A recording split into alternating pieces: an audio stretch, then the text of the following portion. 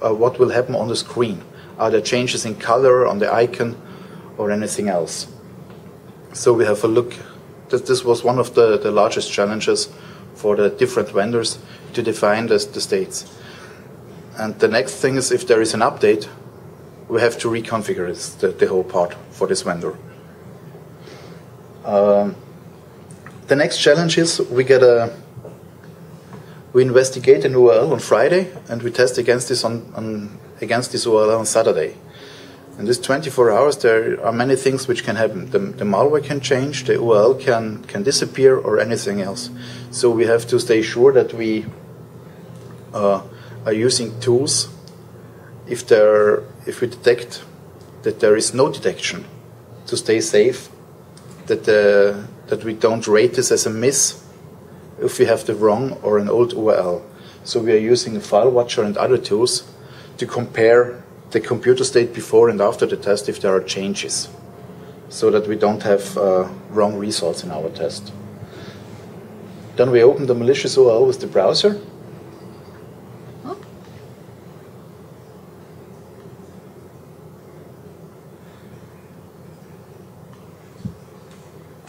And check for detection. We want to give our readers the information if there was a detection pre, on, or post execution. This means the earlier the threat was detected, the better for the user. It's much more better if the threat cannot reach your computer, then you have it on the computer, get it executed. We let the malware about 6 minutes time after executed, because some malware does not do anything in the first 2 to 3 minutes. There is also malware which waits 30 minutes or 24 hours, but that's too much long than we can wait for it. So we have decided to wait only 6 minutes. We put the results to XML file, and then we re-image the PC and start it again. I've done it in 15 minutes, yeah. This is what our software is looking for. It's a demo. Just have a look. I have a video of it.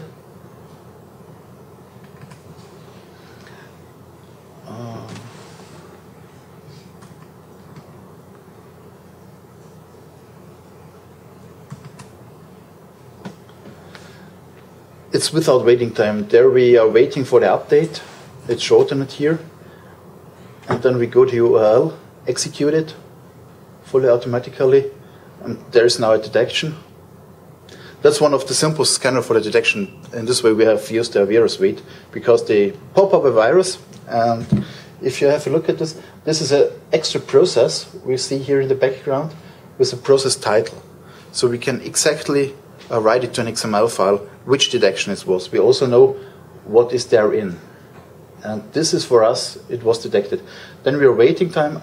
It breaks up, re-images the PC, that's not shown here, and starts again.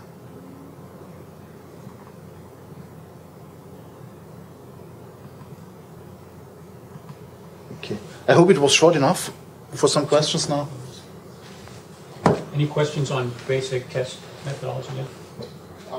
The AV products you're using, are you tweaking them to be kind of what enterprise would use, or using home templates, or? At this time we are focused on home user products, but as in the most products the engine is the same.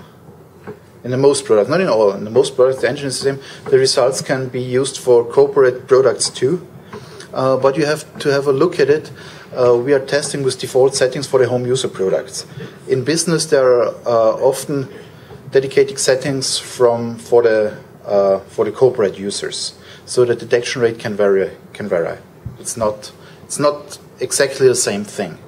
You have to look, because in corporate environment you can put it to a better detection with more false positives, and the home user products we are using only the default settings are not having so much false positives.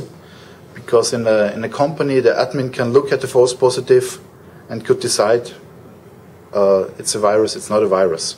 So we are focused on the home products, but you can use the results also for the corporate products in most cases.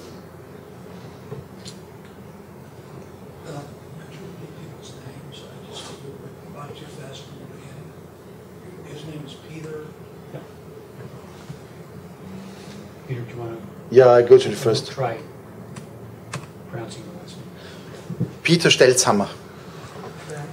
It's a little bit difficult. I'm Mario Vuksan with Reversing Labs. And Vikram Phatak with NSS Labs.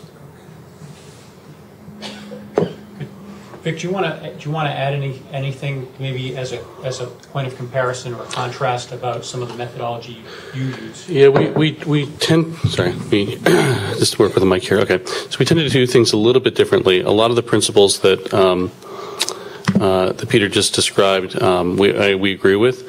But one big one, for example, that we do differently is that we don't actually validate the malware before we test it against a product. So what we'll do is we'll test, let's say, 100,000 URLs, knowing that that the validation is what takes time.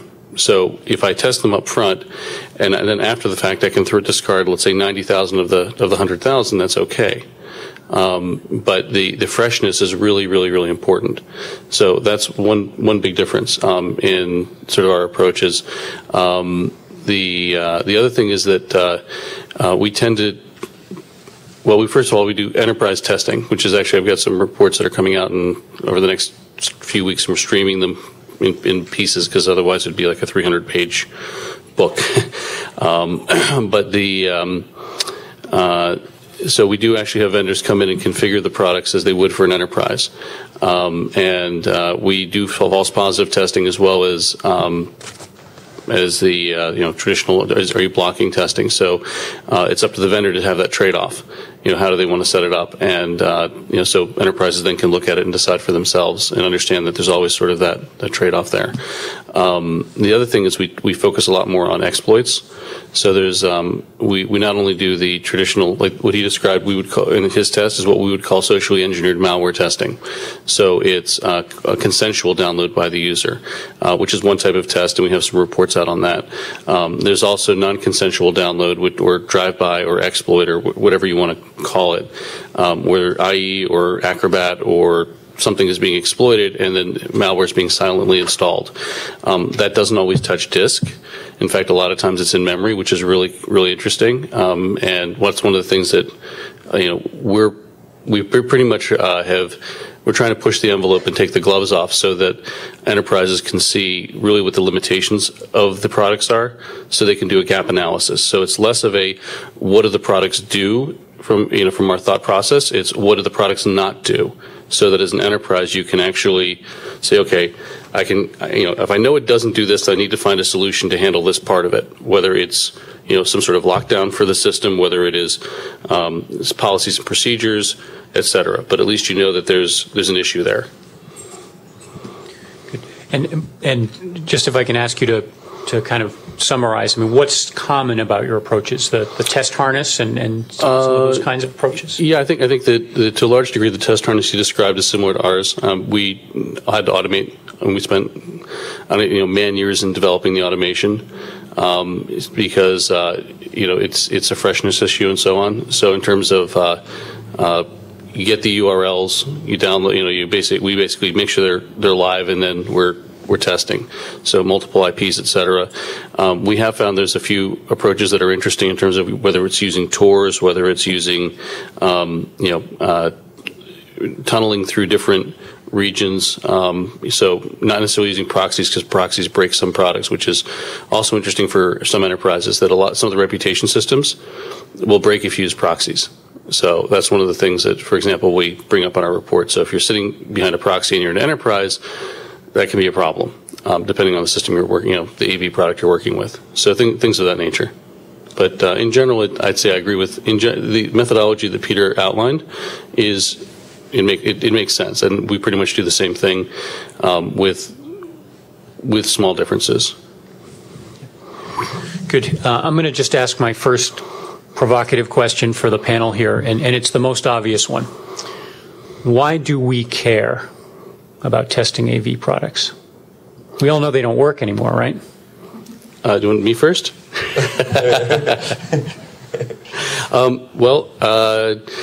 I think just because that's the issue. Enterprises have known for a while that AV products aren't